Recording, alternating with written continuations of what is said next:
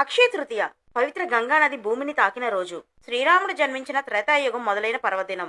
బంగారం భూలోకంలో మొదటిసారి గండకీ నదిలోని శాలిగ్రామాల గర్భం నుంచి ఉద్భవించిన రోజు.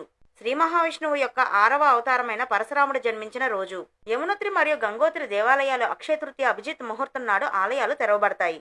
శ్రీకృష్ణుడి స్నేహితుడు సుధాముడు సంపదను వరంగా పొందిన రోజు. శివుడిని ప్రార్థించి కుబేరుడు శ్రీ మహాలక్ష్మితో సమస్త సంపదలకు సంరక్షకునిగా నియమించబడ్డ రోజు. గణేశుడు వ్యాసమహాముని చెప్తున్న మహాభారతాన్ని రాయడం ప్రారంభించిన రోజు. శ్రీకృష్ణుడు ద్రౌపదికి అక్షయ పాత్రను సమర్పించిన రోజు. పూరిలో జగన్నాథ రథయాత్ర కోసం రథాల నిర్మాణం ఈ రోజు ప్రారంభిస్తారు. సింహాచలంలో శ్రీ వరాహలక్ష్మి నరసింహస్వామి నిజరూప దర్శనం. నరసింహస్వామి ప్రహ్లాదుడిని అనుగ్రహించిన రోజు. ఆదిశంకరాచార్యుల వారు కనకదార స్తోత్రంను చెప్పిన రోజు. పార్వతీదేవి అన్నపూర్ణాదేవి అవతారాన్ని ఎత్తిన రోజు. సూర్యచంద్రులు ఇద్దరూ అత్యంత ప్రకాశమానంగా ఉండే రోజు. ద్రౌపదిని శ్రీకృష్ణుడు దుశ్శాసనుడి బారి నుండి కాపాడిన రోజు. హిరణ్య గర్భో భూగర్భో మాధవో మధుసూదన అంటే విష్ణువు గర్భం నందు బంగారం కలిగిన వాడని అర్థం. అందుకే బంగారం పూజనీయమైనది.